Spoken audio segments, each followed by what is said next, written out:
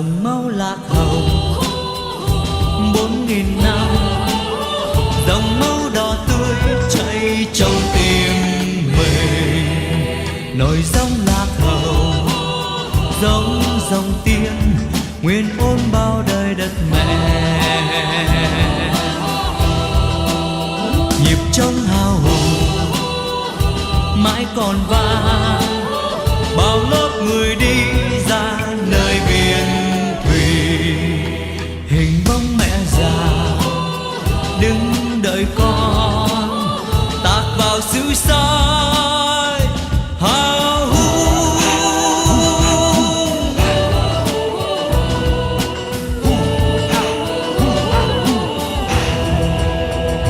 Việt Nam ơi yêu mến ngàn đời, yêu lý tre xanh có con sông chảy quanh.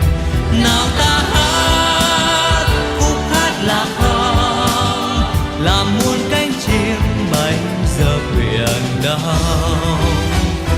Việt Nam ơi hãy nắm chặt tay, tiến bước đi lên viết thêm trang sử vàng. Nào ta hát khúc hát Việt Nam, con cháu dòng tiền, con cháu lạc hồng, tự hào hai tiếng Việt Nam.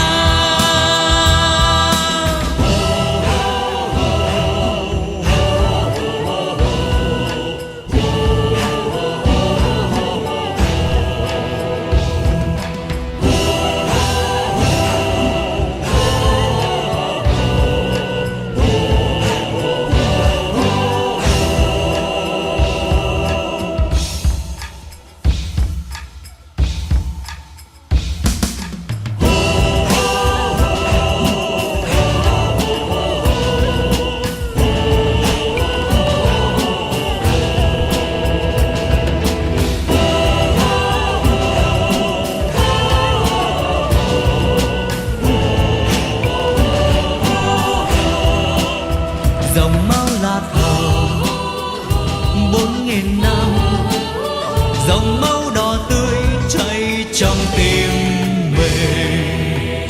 Nổi dòng lạc hồng giống dòng tiên nguyên ôm bao đời đất mẹ.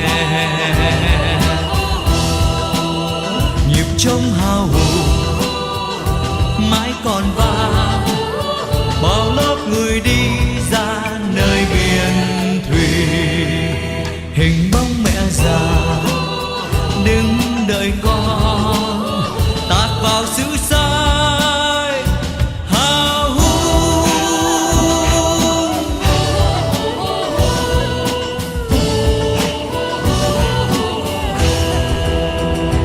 Việt Nam ơi yêu mến ngàn đời, yêu lý tre xanh có con sông chảy quanh.